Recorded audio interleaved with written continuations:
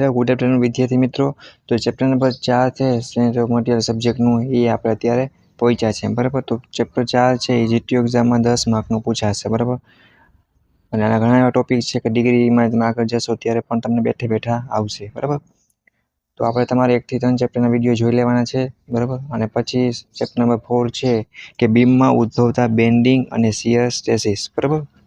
એના ટોટલ આપણે કેટલા 8 ટોપિક ભણશું અને આમાંથી 2 કે 3 ફિક્સ જ છે કે જીટીયુ એક્ઝામમાં થિયરીમાં તો એ જ પૂછાય છે બરાબર।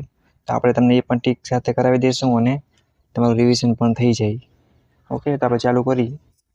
સૌથી પહેલા બેન્ડિંગ સ્ટ્રેસ જોઈશું બરાબર કે બેન્ડિંગ જ્યારે બીમ ઉપર ટ્રાંસવર્સ લોડ લાગતા હોય ત્યારે બીમમાં બેન્ડિંગ મોમેન્ટ અને શિયર ફોર્સ પેદા થાય બરાબર। કયો લોડ લાગતો હોય છે? ટ્રાંસવર્સ બરાબર, આ તો ભાર પણ કહી શકાય, ત્યારે શિયર ફોર્સ પેદા થાય।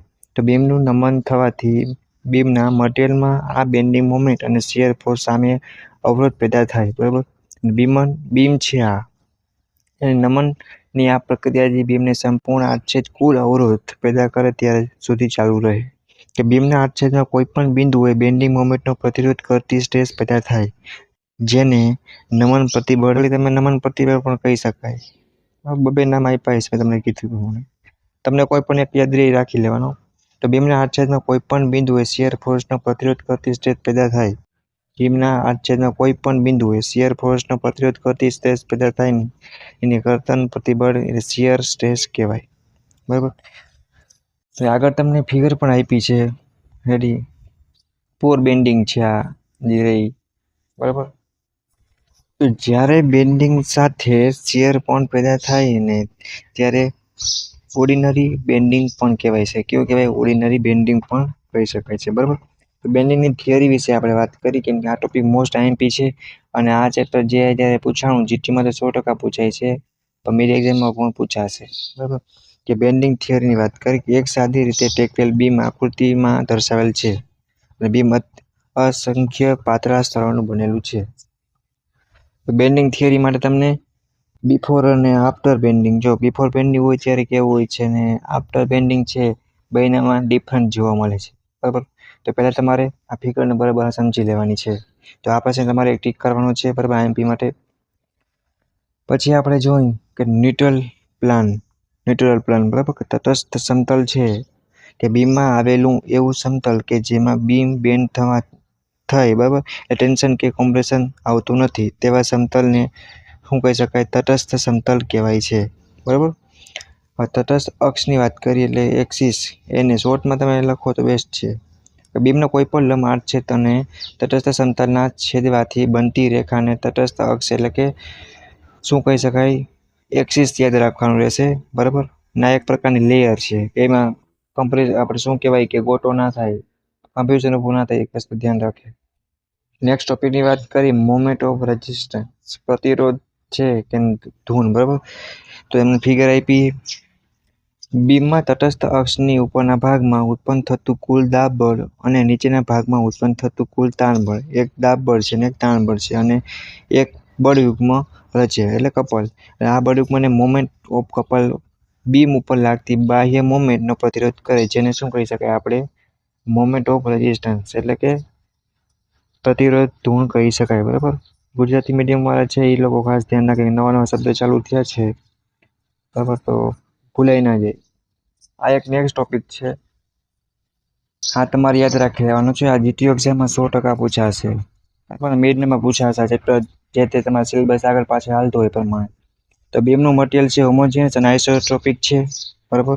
ડિગ્રીમાં મેં જ્યારે ખુદ એક્ઝામ આપીને ત્યારે મેં 2 વાર ને ડિપ્લોમા 3 વાર ક્વેશ્ચન પ્રશ્ન આવી ગયો છે બરાબર, એટલે આઈએમપી છે કરી જ નાખવાનો છે।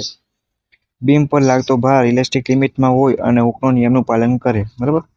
કે પછી તમને જેટલા 8 આપ્યા છે 8માં તમને એમ લાગે મારે છેલ્લા કરવા તો પણ તમે કરી શકો।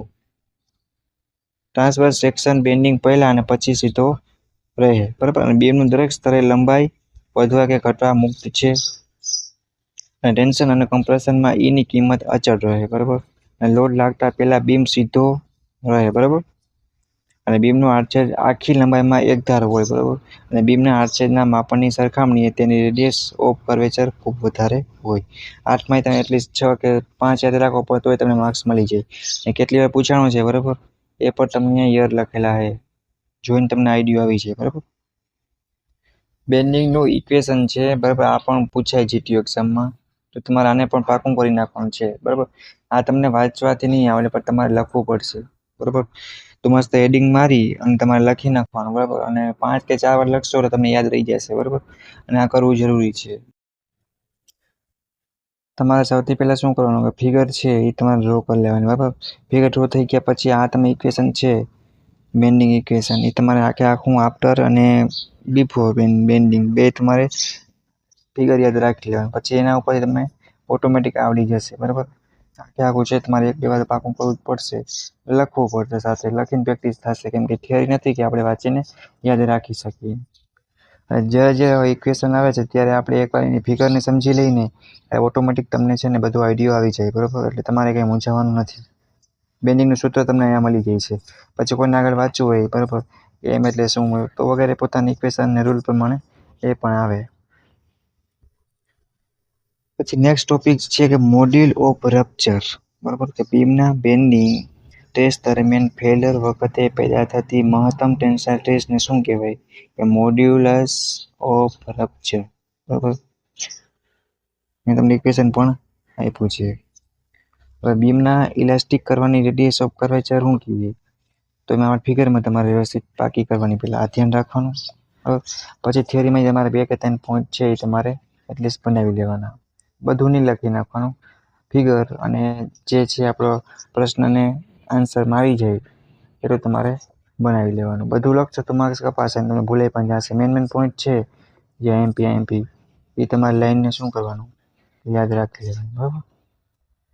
હવે મહત્તમ બેન્ડિંગ માટેના સૂત્રો ઇક્વેશન આપ્યા છે, બરાબર. એ પણ તમારે પાકા કરી નાખવાના. Simply supported beam with central point load છે એના માટે પણ આપ્યું છે, બરાબર. એવી રીતના તમને અલગ અલગ આપ્યા છે. હવે તમારે એકવાર પાકા કરી નાખવાના ફિગર સાથે, એ તમને જ્યારે પણ આગળ એક્ઝામ્પલ દાખલા ગણો ત્યારે વાંધો ના આવે, બરાબર. કેન્ટિલીવર બીમ માટેનું પણ આપ્યું છે. નેક્સ્ટ ટોપિક છે સમાન શક્તિવાળો પાટલો, બરાબર. આ પણ જીટીયુ એક્ઝામમાં ઘણીવાર પૂછાતો હોય છે. અને ફિગર તમારે સૌથી પહેલાં જોઈ લેવાની અને આમાંથી તમારે 5 કે 10 પોઈન્ટ એવા બનાવવાના થાય, બરાબર. કે બીમ ઉપર લાગતા બાહ્ય ભારના લીધે બીમના અલગ અલગ સેક્શન આગળ બીમનું મૂલ્ય અલગ અલગ હોય. પેલી લાઈન તમારી અહીંયા, બરાબર. એ સાદી રીતે ટેકવેલ બીમના ગાળાના મધ્યમાં બીમ મહત્તમ હોય અને છેડા પાસે બીમ શૂન્ય હોય. તો જો બીમના અલગ અલગ સેક્શન આગળ સેક્શનમાં માપ એવી રીતે રાખવામાં આવે કે જેથી પ્રત્યેક સેક્શન આગળ ઉત્પન્ન થતા મહત્તમ બેન્ડિંગ સ્ટ્રેસનું મૂલ્ય એક સરખું હોય, તો આવા બીમના મટીરિયલ્સ કરકસરયુક્ત અને મહત્તમ સ્ટ્રેસ માટે ઉપયોગ થયો કહેવાય, બરાબર. તો આવા બીમને બેન્ડિંગ એટલે આપણે જોયું ને આપણે કે સમાન શક્તિવાળો પાટલો કહેવાય છે, બરાબર. આ આટલી તમારે સિમ્પલી એકવાર વાંચી જશો એટલે આ તમને યાદ રહી જશે. તો આ ક્વેશ્ચનને પણ તમારે આઈએમપી માટે તૈયાર કરી નાખવાનો. શિયર સ્ટ્રેસનું સૂત્ર જોઈ, બરાબર. કે કર્તન પ્રતિબળ છે કે બીમના કોઈ પણ આડછેદ આગળ કર્તન બળ એસે પણ નમન ધૂણ બીએમ આ બે અવરોધ કરવાનો હોય છે. અને આડછેદના કોઈ પણ પોઈન્ટ આગળ બેન્ડિંગ મોમેન્ટને અવરોધથી સ્ટ્રેસ પેદા થાય જેને બેન્ડિંગ સ્ટ્રેસ કહેવાય છે, બરાબર. આ તમે થઈ ગયું. જ્યારે શિયર ફોર્સનો અવરોધ કરતી સ્ટ્રેસ પેદા થાય ને કયો ફોર્સ હશે? શિયર ફોર્સ, બરાબર. ત્યારે શિયર સ્ટ્રેસ કહેવાય, બરાબર. એના માટે તમને ફિગર પણ આપી છે, બરાબર. અને એનું ઇક્વેશન છે એ પણ તમને આપ્યું છે, તો એ પણ તમારે તૈયાર કરી નાખવાનું. હવે આપણે જોઈએ કે શિયર સ્ટ્રેસ ડિસ્ટ્રીબ્યુશન ડાયાગ્રામ છે એ રેક્ટેંગ્યુલર સેક્શન માટે છે, એ સર્ક્યુલર સેક્શન માટે છે, પછી હોલો રેક્ટેંગલ છે, બરાબર. અલગ અલગ તમારે યાદ રાખવાના પર એક્ઝામ્પલ પૂછાતા હોય છે ઘણી વાર, બરાબર. જીટીયુ માટે આઈએમપી છે.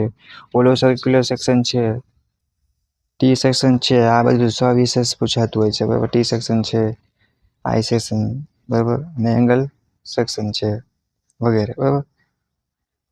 તો ચેપ્ટર નંબર 4 છે જે 10 માર્કનું પૂછાવાનું છે, બરાબર. એ આપણું અહીંયા થિયરી કમ્પ્લીટ થઈ છે, બરાબર. તમારા બધા મિત્રોને શેર કરો અને કાંઈ પણ ના સમજાણું હોય કે કાંઈ પણ એટલીસ્ટ આપણે ડીપમાં નથી સમજાવતા, બટ તમને ખાલી બેસિક રિવિઝન કરાવી છે. અને કી પ્રશ્ન આઈએમપી છે, બરાબર. તેમાં કેટલું કઈ રીતે ટીક કરવું, કેટલું યાદ રાખવું એ આપણે પર્પઝથી વિડીયો લેક્ચર લઈએ છીએ, બરાબર. એટલે તમારું 2-3 રિવિઝન થશે એટલે ક્લિયર થઈ જશે. અને કાંઈ પણ ના સમજાય તો પૂછી શકો છો અને વોટ્સએપ ગ્રુપમાં લિંક જોઈન થઈ જાઓ. ડિસ્ક્રિપ્શનમાં લિંક આપેલી છે, બરાબર. કાંઈ પણ ક્વેરી હોય તો પૂછી શકો છો, બરાબર.